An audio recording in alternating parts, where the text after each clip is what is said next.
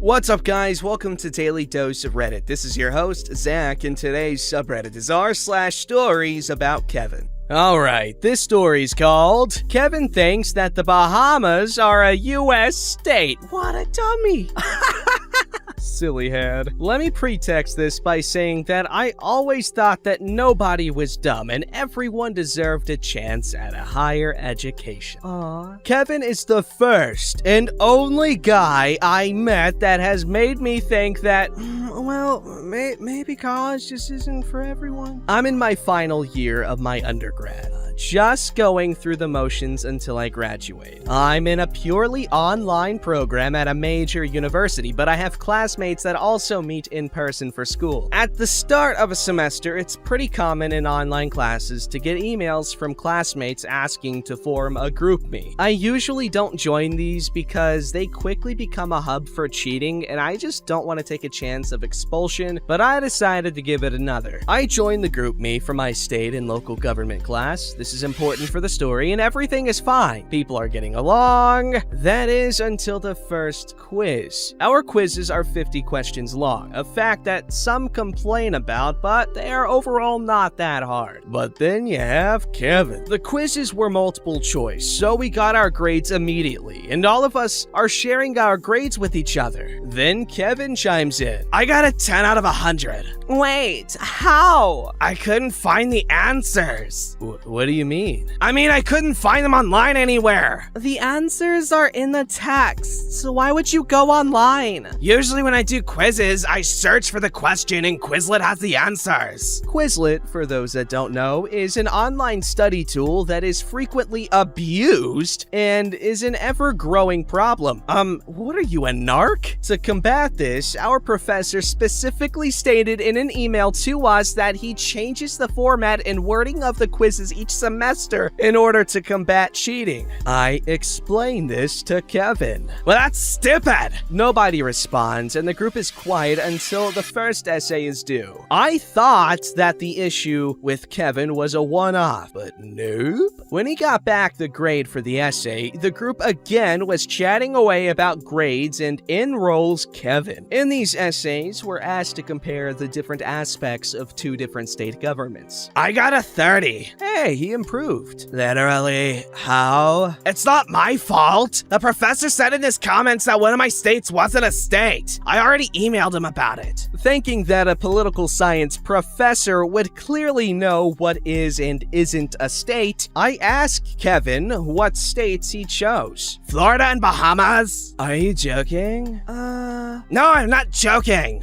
The Bahamas are a foreign country, not a U.S. state. Yes, it is. I go there for vacation with my family all the time. Apparently, the only qualification for statehood to Kevin is that he has visited it. No, they aren't? Yeah, they are. The professor already emailed me saying he made a mistake. All of us clearly knowing that he's lying about that just don't respond, and the group is quiet again. Kevin doesn't chime in for the next few quizzes or essays, so we thought he might have dropped the class. But nope. He chimes in randomly one day during the week and asks if he can borrow someone's essay to get pointers. I don't pay any attention to it, but one person who finished theirs chimes in to help him out. Later on, we're getting our quiz grades in and people are talking about them. Then Kevin chimes in. I got a 20. Bruh, I thought maybe that this time the answers would be online this time. Wait, have you been trying this every week? Yeah? And are the answers ever online? No, but they have to be there at some point. I just exit out the app at that point because of the sheer stupidity. Then essay grades roll around and this is magical. We're all comparing grades and giving tips on how to improve our writing. Then Kevin comes into the conversation pissed off. I got a 0. And the professor said I was gonna be cited for academic dishonesty. Don't Don't tell me you tried turning in my paper. Yeah, I did. You wrote that for me, right? No, I didn't. That was my paper. You only said you wanted it for help. You told me I could have it. I never said that. This went on for a while and ended when Kevin asked if they knew anybody on campus that could write essays for him. The creator of the GroupMe promptly shut down the group out of fear of being accused of supporting cheating. We were all later invited back to a new group without Kevin.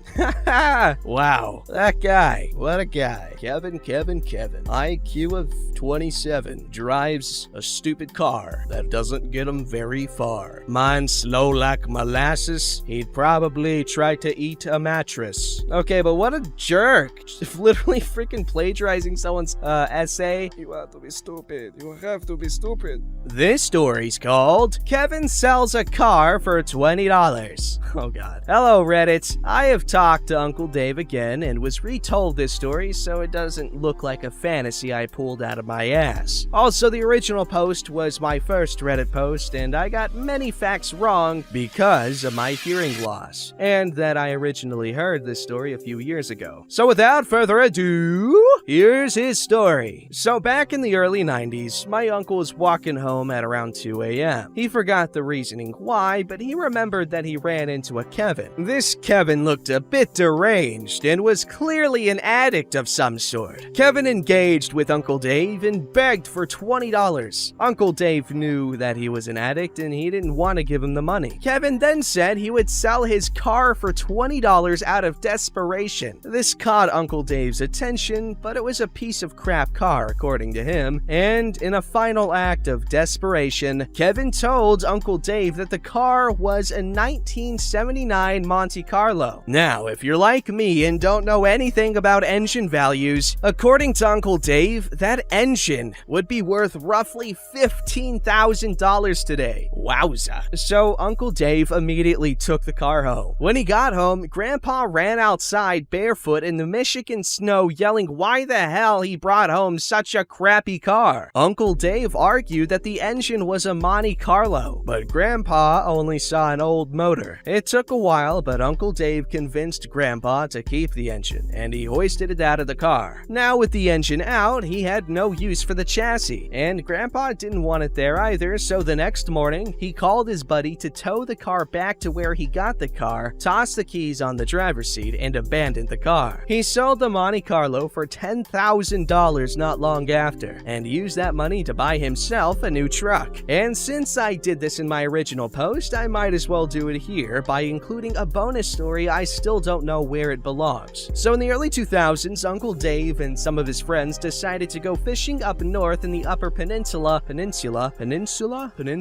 I don't know, of Michigan. Now, if you don't live here in Michigan, the weather is messed up, meaning that we can have 70 degrees in February and have rain, snow, and hail on the same day in June. So they were idiots in that moment, and they went when it was nice out, didn't check the weather forecast, and assumed that it would be warm for the rest of the trip. Well, it was the blizzard the day after they set up camp, and huddled up into their sleeping bags to preserve heat. However, Uncle Dave is a stubborn man and refuses to admit defeat. So what he did was literally cut his sleeping bag into a makeshift coat. Now, this sleeping bag was an old one that was filled with feathers, so there were feathers everywhere. He managed to catch a lot of fish and earned the nickname of the Chicken Man. And before I finish this story, I want to address some concerns that were mentioned in my old posts, and some mean comments. So I didn't think this originally, but the car could be a stolen car. I do believe that it could have been stolen, but simply put, Uncle Dave was young and stupid and was blinded by money. I personally believe that it wasn't stolen. The mean comments is that my grandpa was an idiot for walking out in the cold, but he served in the US Army in the 1960s and is a genius at math, and that comment didn't sit right with me since I love my grandpa dearly and I don't want a repeat of this, I don't know. Anyway, I hope you enjoyed Uncle Dave's story, and thank you for reading. I did enjoy it, really cool.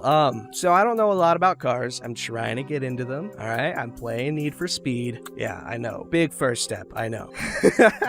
I don't know about Monte Carlos, but I'm gonna take your word for it. Wow, what an idiot. What a dummy, Kevin. Idiots do mean. What a dummy, Kevin, selling a freaking 79 Monte Carlo for $20. Ha, freaking dummy. Yeah, I play Need for Speed, so again, I know what to talk about.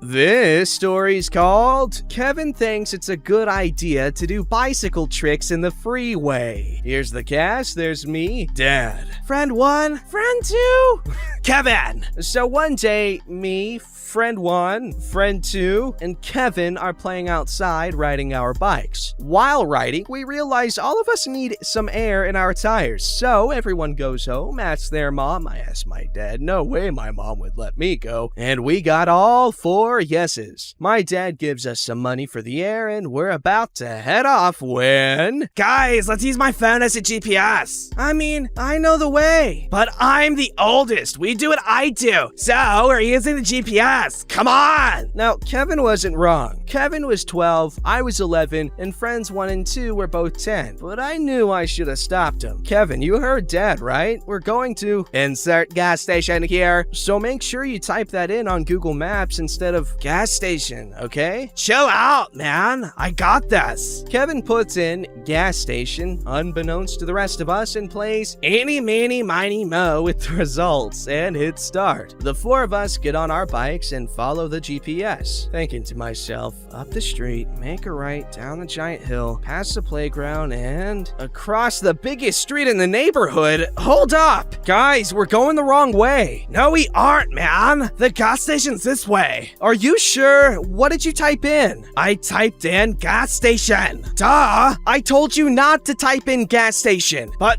man, look! He shows me his phone upside down. He didn't have auto rotate on. Give me that! I start poking around in Google Maps to find out that Kevin was about to lead us to a gas station approximately 3 miles away. And by the point we were at, we weren't even in the same city anymore. Dude, stop! You're going the wrong way. You're leading us to insert another gas station here. It's not even in the same city, let alone in the same neighborhood. I'm going home. No, man, I'm the oldest. We do what I... Get over yourself, Kevin. Friend 1, friend 2, I'm out of here. Feel free to stick with the travel genius over here. I turn my bike around and start walking it home. After about 15 seconds, friend 1 and friend 2's turn around and start following me. That's when Kevin gets his bright idea. Hey everyone, watch me! While we stand in the bike lane, we watch Kevin get on his bike in the middle of the street and begins doing tricks in the middle of the road while car after car narrowly avoids him, as well as each other. Kevin, get out of there! You're gonna get yourself hurt! Yeah, and we ain't paying no medical bills, but it's awesome! Here, you guys want to see me do it? Get up! He falls off his bike, lands on his butt, and his bike skids off into the road. He doesn't get up. Kevin, come on! There's a car in the way! But I like it here! At this point, the rest of us are done with his stupidity and put our bikes on the sidewalk. Friend 1 and I grab Kevin by his arms and drag him out of the road. Friend 2 grabs his bike and apologizes to the person in the car. Good ending!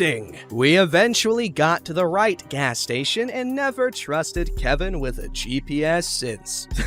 Go ahead. That sounds ridiculous, but it seems like a little cool movie I'd watch when I was a kid. I never did anything like that. It took me till I was 16 to take my bike out and go to like somewhere down a highway. And I got in so much trouble. Oh my god. I went down a highway on my bike when I was 16. I got in so much trouble because they're like, yeah, you're gonna get by a car. And I took it like a mile or two to Whataburger with my little cousin. It was really fun though. And we took it a little bit further to my uncle's house. We got in so much trouble. It was worth it though. Yeah, I was 16 and I got in trouble for that. Isn't that crazy, guys? That's growing up brown, man. Or half brown. Beige. This story's called The Kevin I Met While I Was in the Navy. As the title says, I am a U.S. Navy veteran. During my 4 years in the Navy, I met some pretty dumb people. Just to clarify, very few of them were actually dumb. Most of them were very well-read and book-smart people. The major setback is that for all that book intelligence, and I will swear up and down, it is exclusively a Navy thing. Though I can't speak for other branches, the majority of them them have very poor or no common sense whatsoever. That's me. Half of the division meetings we had felt like our leadership was reminding us about things like hot, cold, left, right, up, down. You get the idea. They were that dumb. But this Kevin took the cake when it came to being a Kevin. I still to this day don't understand how in the all blue hell he managed to pass basic training. Anyway, on to the story. So I was already about 3.5 years into my 4 years. We were in the middle of our second deployment when a batch of new guys, fresh of sea school, where you learn specific Navy rate, come onto our ship. A lot of seamen came onto your ship.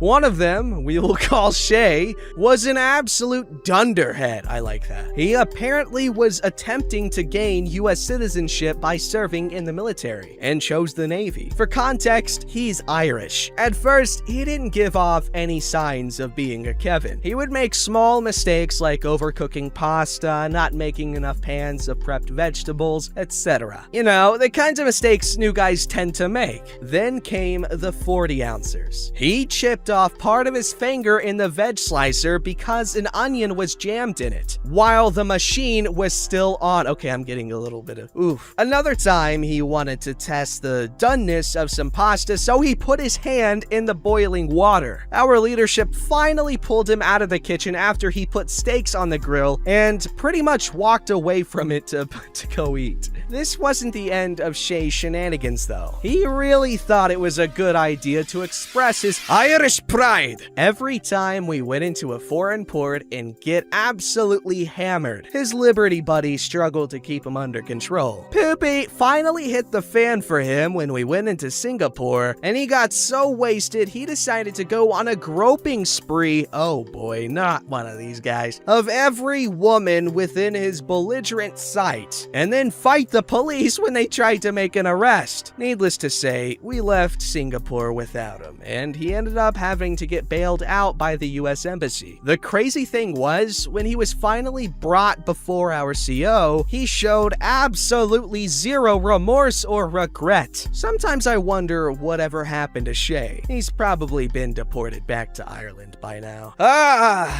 That's my kinsman, probably. In case you don't know, I'm a certain percentage Irish. Pretty cool, right? I'm joking. I'm not gonna be one of those people, but I am. I'm owning it. I'm like freaking 13% Irish. Yeah, but don't grope people. Yes, get hammered, have fun, go to ports and freaking drink alcohol like it's the last thing you'll ever do. But don't grope people. If you're gonna grope people, make sure it's someone that's okay with you groping them. Preferably those who would enjoy it after you establish some familiarity with them, because like in my experience, once you I don't know if that's appropriate. This story's called... There, I'm gonna leave some voice cracks in there after I came off too Chad-like in the previous story. A short but sweet Kevin story. My friend came up visiting us and we were out. I noticed he was unlocking his phone using his finger rather than his thumb, so it looked really awkward. I asked why he'd put his finger on and not his thumb. He looked at me dead in the eye and said, "It asked for a fingerprint, not a thumbprint." Wow. You know what I do when you use your, there's a fingerprint scanner on a phone. I like to scan like one finger multiple times. Like I'll do multiple different profiles for one, I can't stop voice cracking. For one finger, and it works every single time. But like I'll do I'll choose 2 fingers, one on each hand. I guess both my thumbs, and yeah. Don't forget to like, subscribe, and hit that bell to never miss an episode.